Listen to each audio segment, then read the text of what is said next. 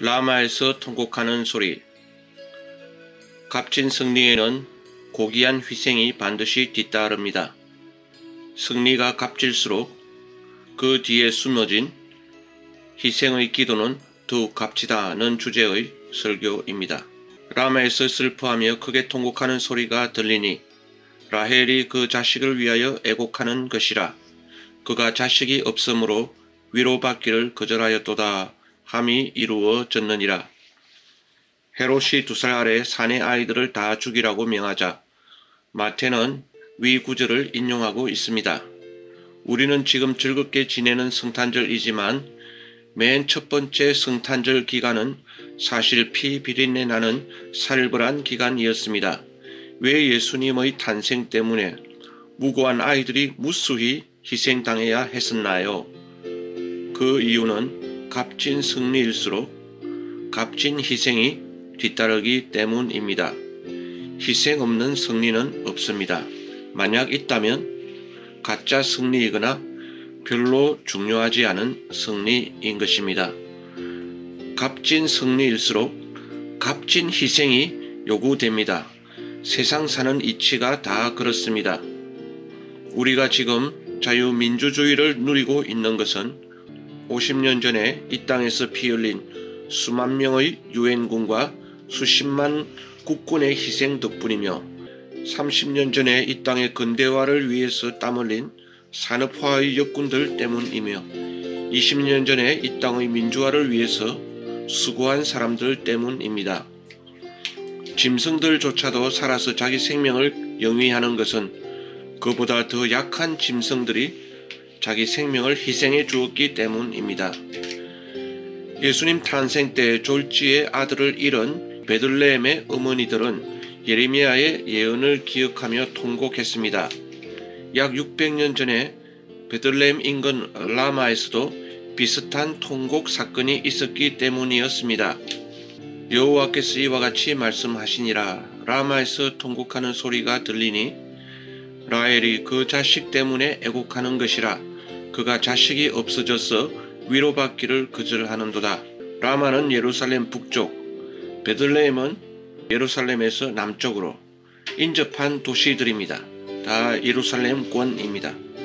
예레미야 당시에도 라마에서 통곡하는 소리가 있었습니다. 그 이유는 바벨론이 포로를 잡아갈 때 라마가 포로 집결지였던 탓이었습니다. 그래서 많은 이스라엘의 늙은 어머니들이 라마에 모여서 포로로 감금되어 바벨론으로 후송될 날만 기다리고 있던 자녀들을 바라보며 거기서 눈물의 통곡을 하였던 장소가 라마였습니다. 이들은 사실 전 이스라엘을 대표한 포로들 몇만 명이었습니다. 모든 이스라엘이 포로로 잡혀가서 받아야 될 벌을 이들이 대표로 받았습니다. 그런데 이후 이스라엘의 역사는 후에 바벨론에서 돌아온 사람들 중심으로 이어져 내려갔습니다. 그 땅에 남아있던 사람들이 아니었습니다. 즉 라마에서 통곡한 어머니들의 자손들이 이스라엘의 새 역사의 주인공들이 되었습니다. 그들 어머니들의 통곡은 포로로 잡혀가는 자기 자녀들이 잘 되기를 간절히 빌지 않았을까요? 그 통곡의 절규가 다 이루어졌다는 뜻입니다. 오늘날에는 자녀들이 군대로 가거나 또는 유학을 갈 적에 부모들이 이렇게 통곡을 하지요.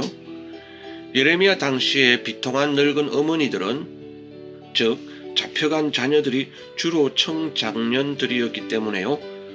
정말 비통한 통곡을 하였는데 그들이 통곡하면서 울 때 그들은 1000년 전에 앞서 라헬의 통곡을 기억했던 것입니다. 그래서 통곡이 3번 나오는데 맨 처음은 야곱의 아내 라헬이 통곡을 했고 1000년 이후에 라마에서 예루살렘 어머니들이 통곡했고 다시 600년 후에 예수님 탄생 때 그 여인들이 또 예레미야 시대의 그 통곡을 기억하며 통곡을 했던 것입니다.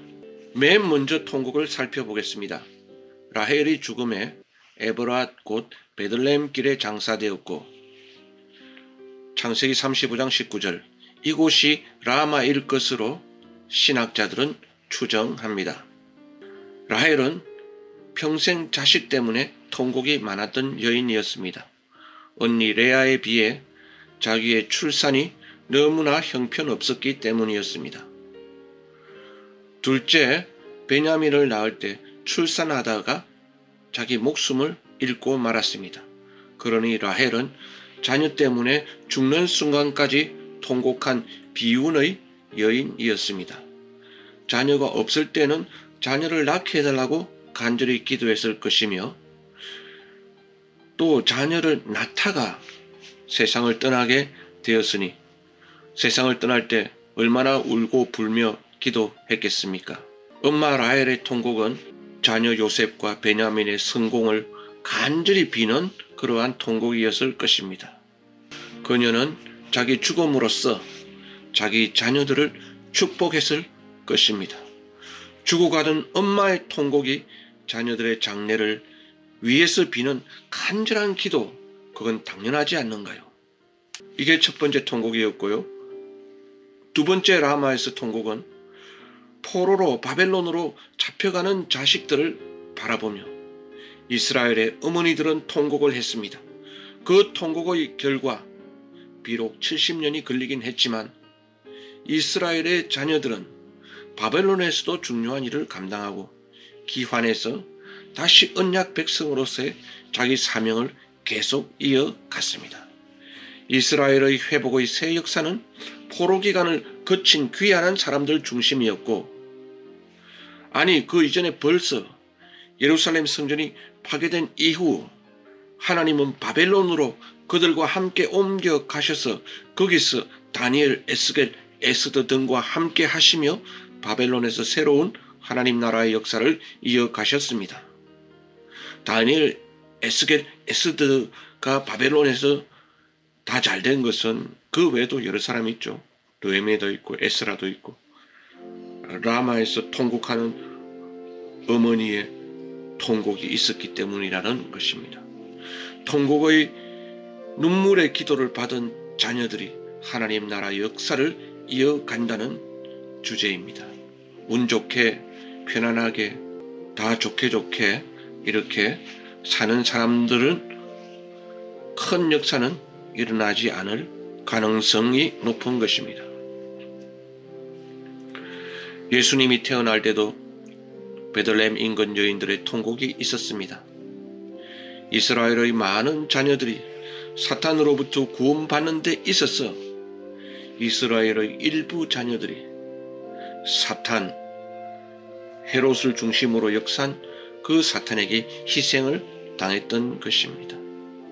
그 여인들의 절규하는 라마에서의 희생과 통곡은 여호와 하나님께 메시아를 보내사 이 불의한 나라를 속히 구원해 달라는 애간장이 끊어지는 통곡과 탄원이었던 것입니다. 그들의 통곡과 그들의 눈물의 기도가 있었기 때문에 예수님이 애굽으로 무사히 피난하셨고, 그 이후에 다시 돌아오셔서 하나님 나라를 건설하시고 자기 사명을 완성하고 십자가를 지시고 인류의 구원을 이루시는 그 놀라운 사역이 하나님 혼자 예수님의 사역으로 충분히 감당하실 수 있었지만, 그때 당시 어린 자녀들을 잃은 그 엄마들의 그 눈물의 기도가 반드시 존귀하게 사용되어졌을 것입니다. 보통 사람들은 자기 자녀들을 위해서 희생할 줄 압니다. 그들의 통곡과 희생이 있어야 자기 자녀들이 잘 될 줄을 압니다. 그런데 이 사회와 하나님 나라를 위해서는 통곡하고 희생하는 것이 결코 쉽지 않습니다. 1차적으로 자기 일이 아니기 때문입니다. 그런데요, 오늘도 하나님의 나라는 누군가의 희생과 통곡에 의해서 건설되어지고 확장되어지고 있다는 것입니다. 하나님께서 강건적으로 그렇게 사회와 나라를 위해서 통곡하기도 하시고 라마에서 그 자식을 위하여 통곡하는 소리는 오늘날에도 들려져야 합니다. 그렇게 통곡하는 그 사람들에 의해서 그 사회와 그 나라와 그 공동체가 결국은 값진 승리를 거두게 되기 때문입니다. 그래서 하나님은 어쩌면 강건적으로 일부 사람들을 택하여 라마에서 통곡하는 승리로 이끌어 가십니다. 누가 통곡을 원하겠습니까? 아무도 원하지 않지요. 그래서 하나님은 강권적으로 일부 사람들을 통곡으로 그 환경으로 몰아가실 때도 있다고 봅니다. 2007년 7월에 아프간에서 일어난 순교로 한국에 전국적인 통곡이 한 번 있었습니다. 그 일로 인해서 한국의 교회가 변화되어졌던, 한국의 해외 선교가 변화되어졌던 놀라운 역사가 있었습니다. 금년에 저와 여러분은 크게 통곡한 적이 있으신가요? 그렇다면 큰 은혜를 입은 사람입니다. 금년에 크게 통곡할 일이 하나도 없으셨는가요? 그것도 평탄한 복을 받아서 나름대로 좋기는 한 것입니다.